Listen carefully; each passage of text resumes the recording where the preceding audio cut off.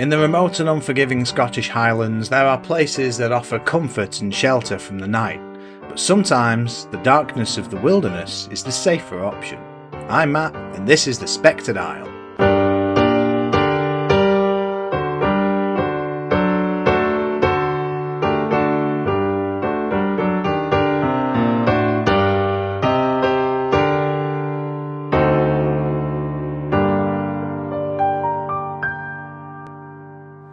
Welcome to the Spectred Isle, a channel dedicated to the myths, mysteries and malcontents that inhabit these great isles of Britain. So far into the life of a channel with Spectre in the name, we have done exactly one video about ghosts, so let's change that right away as we discuss the terrifying story of two hikers in the 1970s and their stay in Luibeilt Lodge. Look at any picture of the Scottish Highlands and you'd think it was a vast and empty wilderness with no shelter, no people, no signs of civilization anywhere.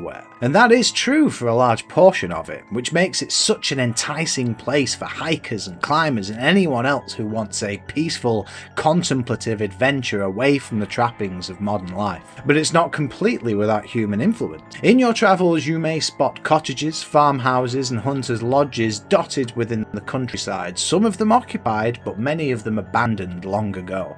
But a good number of those abandoned ones have since been repurposed into what is known as a bothy. Owned by either landowners or volunteer organisations, they have been furnished with the basic needs of a weary walker: a roof to lie under, a bed or bench to sleep on, and if you're lucky, electricity and a kettle. While they do exist in some capacity in the rest of Britain, Scotland is synonymous with them. You could hike for days at a time without coming across another town or village, and they help provide a welcome respite from camping outdoors, especially during midge season. From what I've been able to uncover about Luibeilt, was a bothy that had apparently been sequestered by a small group of hippies that wanted to live off the grid, but word was they still welcomed the odd traveller or two to bed down for a night away from the elements.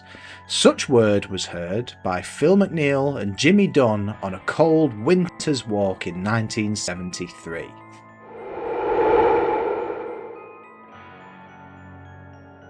The two teens were experienced hikers even in their young age and had decided to spend a few days and nights out in the Lochaber Mountains with plans to tackle Ben Nevis. The idea was to find a nearby bothy to use almost as a base from which they could do their climbs, and had heard about the shelter Luibeilt offered. The building itself was a former deerstalker lodge just over 10 miles from Kinlochleven, and the only civilization for miles was another bothy, Meenach, on the other side of the river. The two teens left Kinlochleven in the early hours of Saturday the 3rd of February, and after hiking through snow, bogs and tricky conditions, found themselves at the lodge and were surprised to find the doors were locked.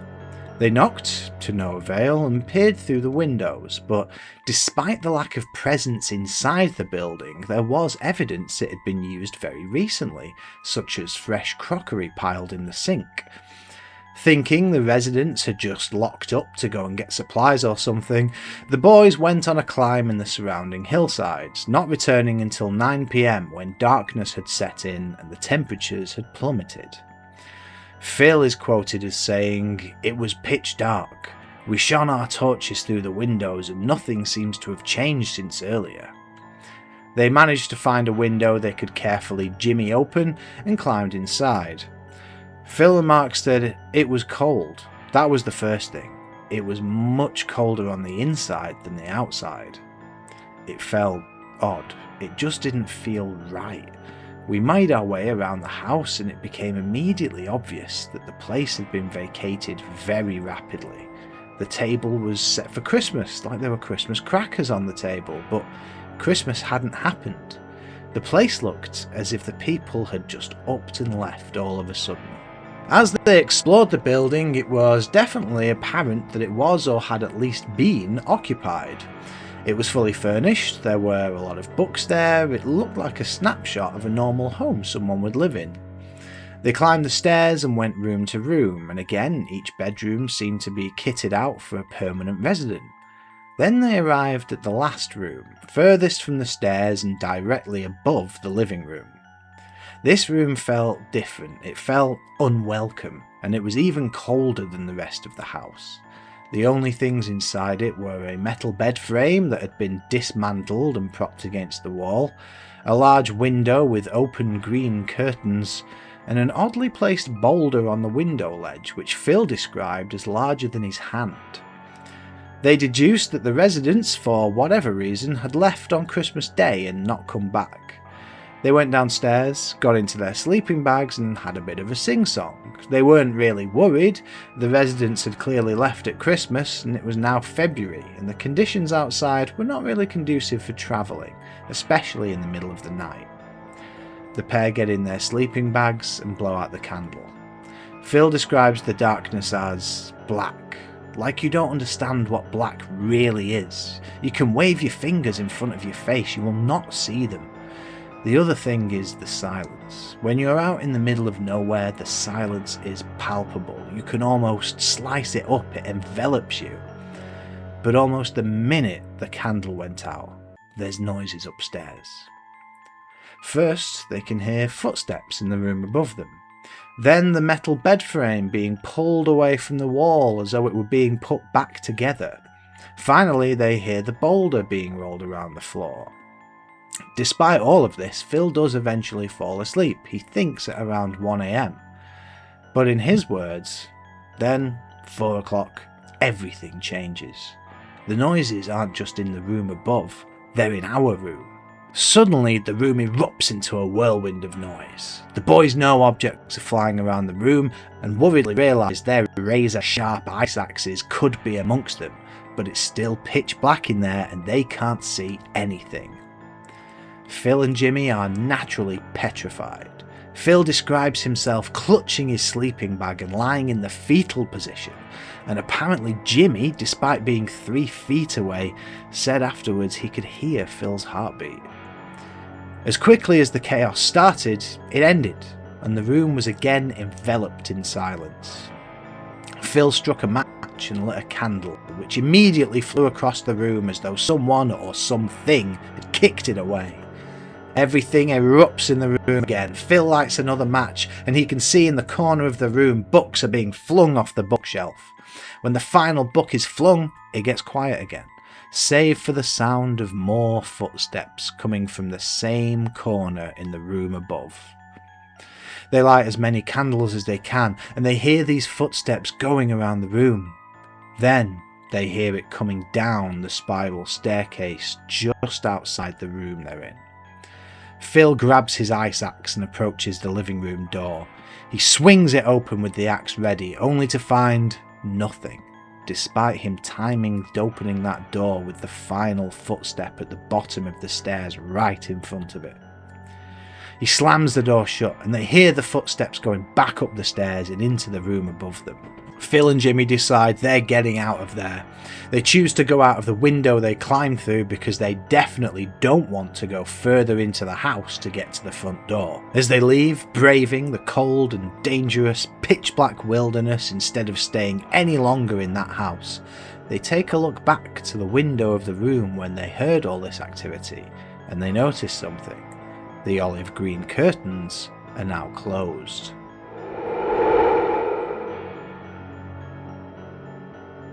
When Phil got home to his flat on Gibson Street in Glasgow, for the next 6 months he couldn't sleep without the light on. He was anxious being alone, and he often felt a strange presence in the room with him. He even began experiencing strange occurrences in his flat, as though the event in Luibeilt had somehow awakened him to something paranormal. He does say that people that had visited him said the flat had a spooky feel to it, that it didn't feel right, but he hadn't paid any attention to it, at least not until Luibeilt. He also wasn't aware that his flat had reported poltergeist activity from 3 American students in 1958 in an article published by the Glasgow Herald, where the spirit apparently switched radios on and off and pushed things off the kitchenette.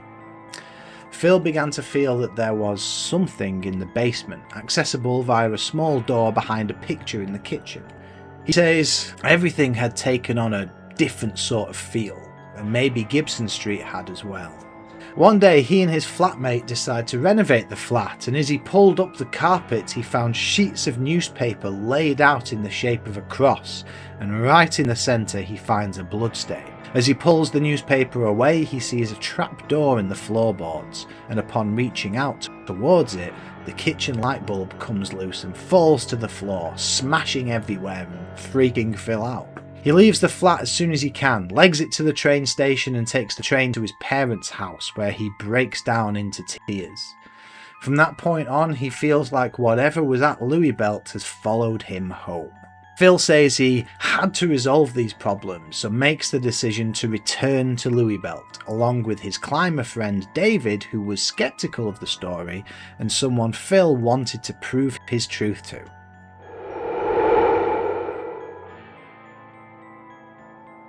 They returned in August, a totally different environment than the cold winter when Phil was last there, but the house was still there and still the same. They enter the living room, the same room the event occurred last time, and it's around midnight, so despite the summer, it's again pitch black. Phil lights some candles, they have dinner, and they get ready to sleep.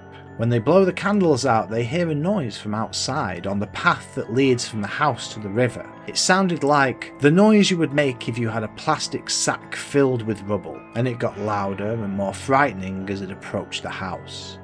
As it reaches the window they climbed through, it stops, and then begins again outside the door to the living room.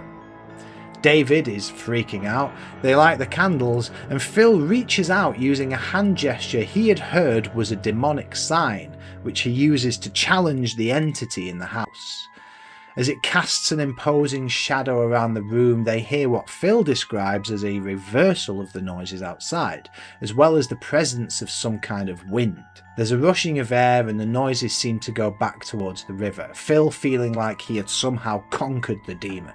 After that, they heard nothing. That morning they went to the door to examine the scene and nothing had changed. No cobwebs disturbed on the door, nothing in the gravel to signify something had been dragged. The only change was David was no longer a skeptic.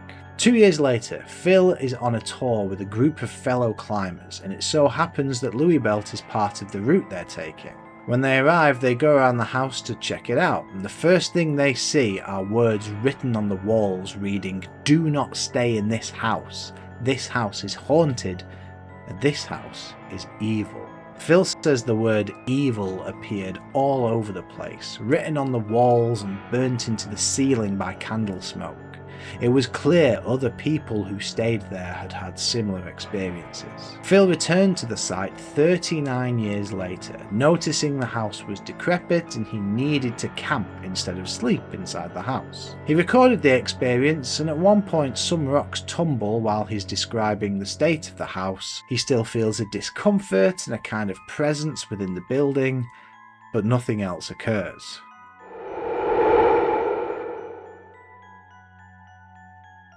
Phil's isn't the only story about Luibeilt, though it is the most well known. In 1992, 3 girls who were on a hiking trip were near the lodge when a storm hit, so they decided to hunker down to wait it out. While there, they suddenly heard a loud knocking sound on the door and decided to leave the cottage and face the weather instead, which they could get away with as thankfully it was still daytime. However, they had the feeling as they wandered down the track to the river that a shadowy figure was pursuing them, only to see nothing when they turned around. In 1994, a hiker was venturing past Luibeilt and claimed to have crossed paths with someone else who just appeared from within the mist. Naturally, in such an isolated place where you might not see someone for days, let alone hours, the hiker made an astonished noise when they spotted this figure, but the other person didn't make the slightest sound or acknowledgement, and when the hiker turned around, the figure had gone. Was this the same presence as the one Phil felt, trying to attach itself to someone else after Phil had rejected it with his pagan hand gesture? There are videos out there of hikers, climbers and cyclists going up to the lodge having heard the story and camping on the site to see what might happen. And while nothing to the extent of Phil's story has ever happened, they haven't been completely devoid of odd activity. They mainly seem to revolve around fully charged devices suddenly completely running out of battery when switched on. Other people have shared old stories. In fact, a forum thread started by Phil has some other stories shared on there. One is from a gent who claims to have stayed there in 1979 and actually slept in the haunted room, apparently because this was the only habitable one by then. Whether this was due to neglect of the house itself or it being the only room the poltergeist hadn't chucked stuff everywhere isn't specified. He claims the graffiti was still there when he stayed and that he even found the front door key when he went to a nearby heather shrub for a wee. He claims his night was peaceful and uneventful, but that might be because with the key in hand, which he had tried in the door and it worked, maybe the poltergeist thought he was the owner instead of an intruder and left him alone. Unfortunately, with the site in ruins, there's no second floor or staircase to hear footsteps on the floorboards, the contents inside the house have long been lost, and the remaining walls are stripped back to their bare stone, so whatever scribblings may have been on them aren't there anymore. So if you do choose to spend the night, you won't get to enjoy the same experiences as those in the 70s.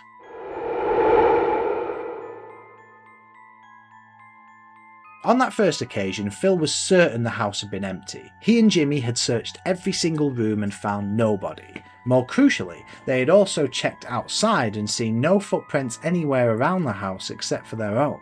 And as mentioned, that second time there was no evidence that the front door or gravel had been disturbed.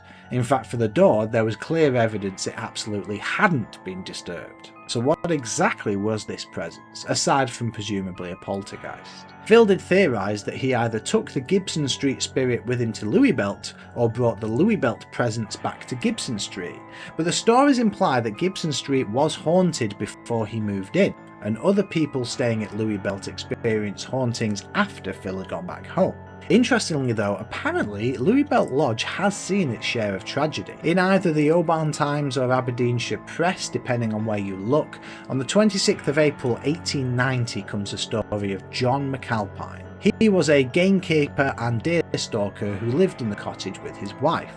One day he went out for a walk in the morning in his usual health, but later that day his wife found him hanging from a rope tied to a crossbeam in the very bedroom Phil and Jimmy heard the footsteps. The next gamekeeper to live there, William Elliot, in September 1920 died seemingly from sadness and isolation on the 5th anniversary of his son's death in the First World War.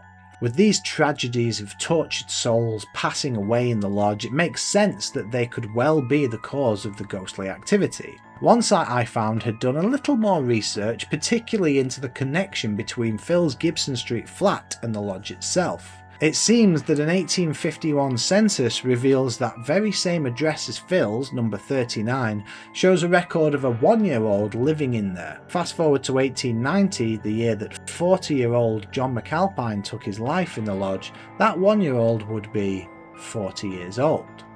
The author suggests that maybe Phil felt the presence and experienced disturbances more than anybody else because he provided a link for John's restless spirit between his childhood home and his final resting place. Another interesting thing to note is the rowan tree growing outside the lodge. Rowan trees crop up all the time in mythology, from ancient Nordic tales through to more modern paganism. Apparently they are good for warding off witches and are known as portal trees because they represent the threshold between our world and another. When you look at the rowan tree outside Luibeilt, you can see it has grown in an odd way to look like a doorway of sorts.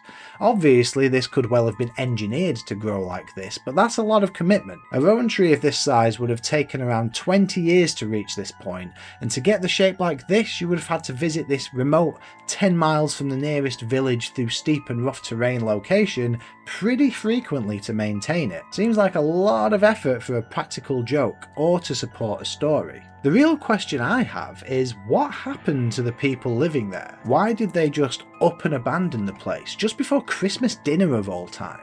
What's particularly concerning is the complete lack of any stories about these hippies arriving in the nearest town or village and telling people to avoid the place, implying that maybe they never did get back to civilization. Who knows, if anything, what was in there, but in Phil's own words, whatever was in this place was possessed of some horrendous evil.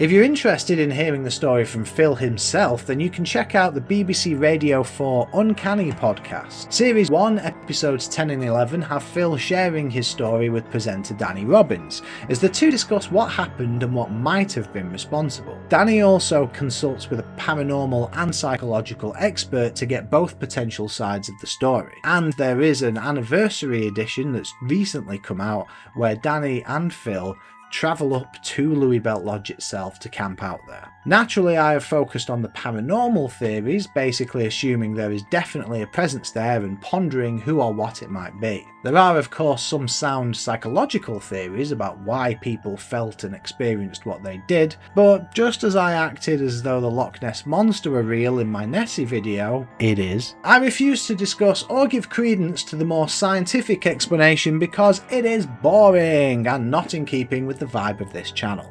Going back to further reading into this story, it's also interesting to try and find the digital footprints Phil left behind in his quest for answers. For example, I mentioned earlier that I'd stumbled upon this old post he made on the UK climbing forums the summer before the Uncanny podcast episode. You tend to see with some stories like this, the person who came up with the story years later will backtrack or change their recollection or refuse to talk about it outright. Just look at the Mackies and their sighting of the Loch Ness Monster, or the Hodgson girls and the Enfield haunting, which, yes, is my favourite catchphrase, we will have a video on in the future. But this kind of thing suggests that Phil genuinely believed what he experienced. He's not going to the papers, he's not reaching out to trash reality TV production companies to try and make a bit of money and 15 minutes of fame.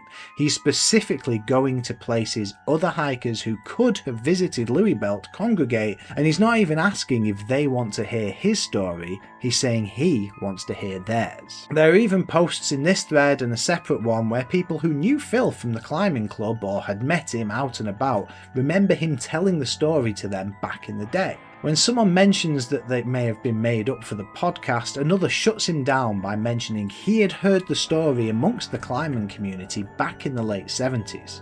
So Phil's been sharing that story since the day it happened. Another almost tragic when you think about it thing is that Phil's forum post was made almost 50 years after the event actually took place. To think that he's been haunted by the experience for his entire life is actually quite sad to consider, but also supports the authenticity of his story. Naturally, it's up to you whether you choose to believe Phil and Jimmy's story and that of the other unknown hikers who scribbled on the walls or saw mysterious figures and all that kind of thing, but as I always say, a world bereft of magic and mystery is a boring world to live in.